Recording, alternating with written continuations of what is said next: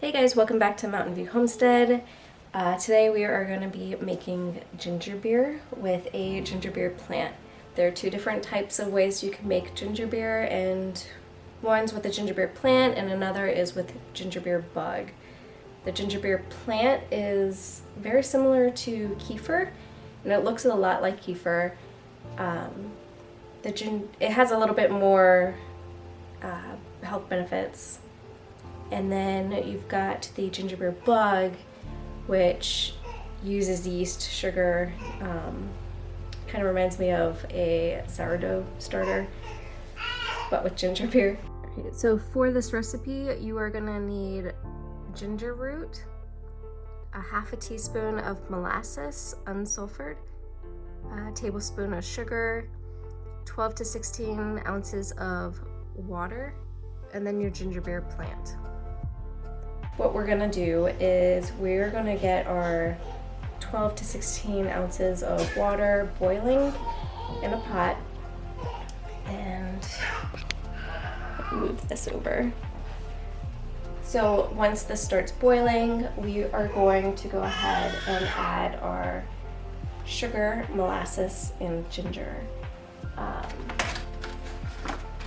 gonna go ahead and take a little piece of the ginger root and basically shave it off, dice it up in little small pieces, maybe use a grater, and then I will come back once the water is boiling. Okay, our water's boiling, so I'm gonna go ahead and turn off the heat, add our sugar, which is 1 tablespoon. I'm gonna take the molasses,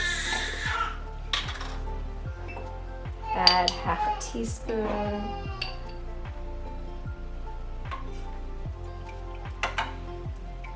I'm going to add our ginger.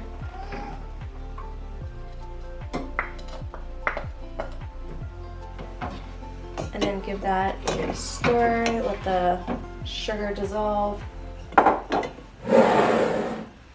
Okay.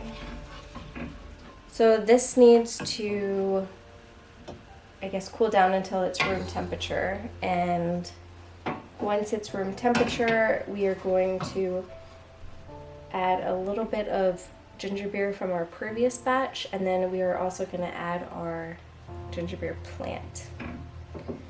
So while that's cooling down to room temperature, I'm gonna take the ginger beer plant from the previous batch out. I'll bottle the previous batch, and then I'm gonna soak the ginger beer plant in a jar of water. So here's the little glass of water. It perfectly fits my tea strainer. They do recommend that you put the ginger beer plant in a tea strainer like this, just so it's always collected and together. You don't have to worry about straining everything. But yeah, this is gonna sit for 20 minutes, get cleaned off, and then we will add it to our batch, our new batch, once, let me actually show you what it looks like.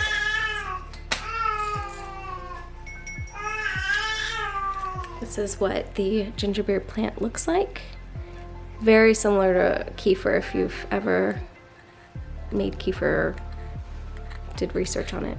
Okay, so this is now room temperature. I am gonna take my strainer. This is just one that I used for kombucha, so it kind of works out perfectly.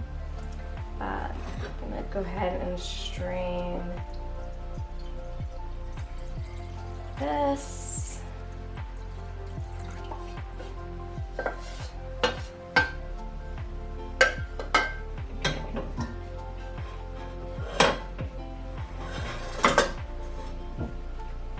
So here's our ginger tea. This has been sitting for at least 20 minutes. So I'm just gonna go ahead and add the ginger beer plant right into the tea. Put that in. We're gonna add our fermentation lid. Tighten this up. After 12 hours, it should start bubbling, so just check on it. I mean, you could drink it at any point, but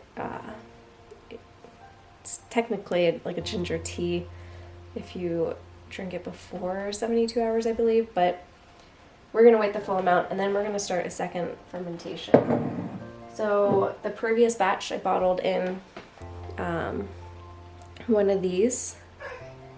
Actually, I'm gonna add a little splash of this into our current batch, but you can see it is starting to really bubble up.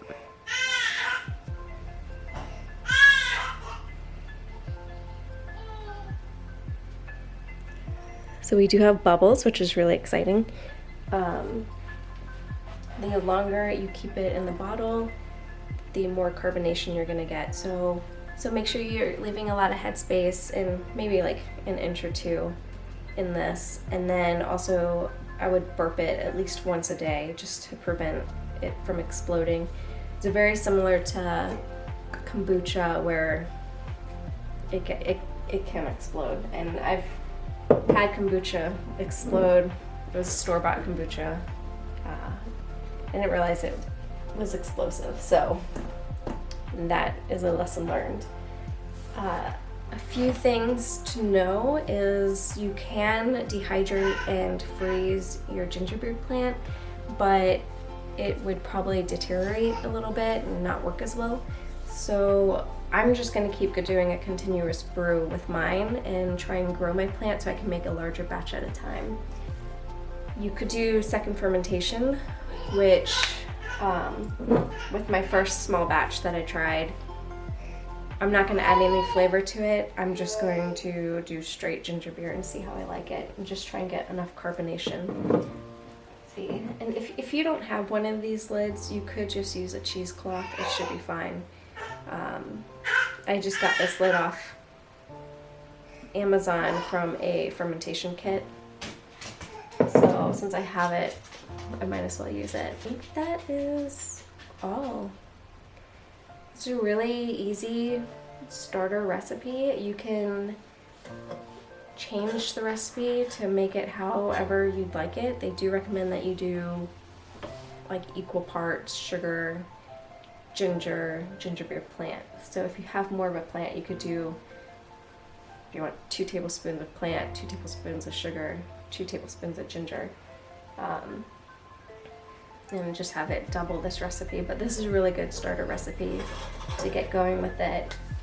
I ordered my ginger beer plant from happyherbalist.com, and they have a full guide on basically anything you need to know with keeping a ginger beer plant going, and they have the recipe that we just did today. They've got storing, bottling, all of that information in their free PDF. So I definitely recommend checking them out. And I will put the link in the description below. But yeah, adding a small splash of your previous batch to your current batch is optional. I figured it can't hurt, so why not try that out too. So next, Alex and I will taste test the previous batch and let you know what it tastes like after 72 hours. Alright, so it is taste test time.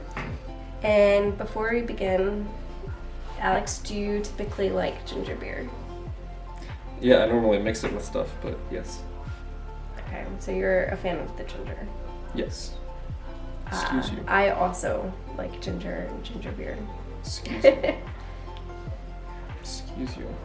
Not yet, baby girl. All right, let's go ahead.